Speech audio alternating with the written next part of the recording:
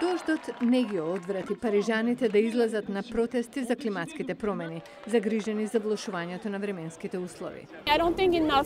Мислам дека не е сторено доволно и луѓето треба да се разбудат. Минатата недела беа организирани десетици протести за климатските промени ширум Франција и во соседниот Брисел. Се собраа десетици илјади луѓе. И студентите во Германија и во Швајцарија организираа вакви протести. Движењата за климатските промени насекаде во Европа земаат замав, што е одлична вест, зашто граѓаните се свесни за предизвиците од климатските промени. Европа станува средиште на еко-протестите.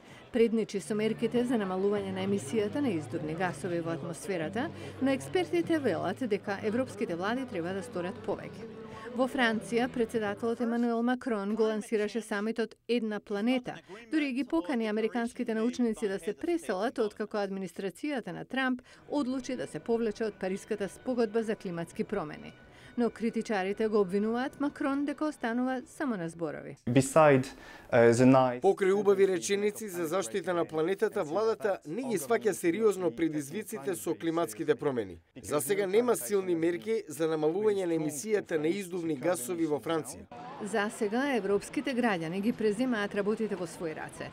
Рекорден број од 2 милиони французи потпишаа петиција со која се закануваат дека ќе ја тужат владата на Макрон за негирање на климатските промени.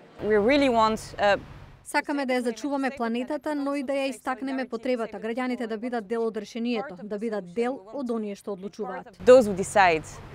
Климатските промени ги мобилизираат и младите французи да преземат чекори како никогаш порано. Се разбира дека сум уплашен, затоа е важно да реагираме.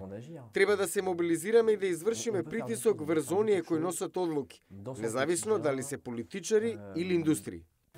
Овие демонстрации се совпаѓаат со друго движење кое стекнува масовност – жолтите елеци во Франција, кои што почнаа протести против зголемувањето на данокот за бензин, чија цел беше првенствено да се финансираат мерките против климатските промени.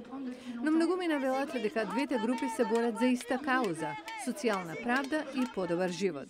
Останува да се види дали овие протести ќе произведат конкретни мерки.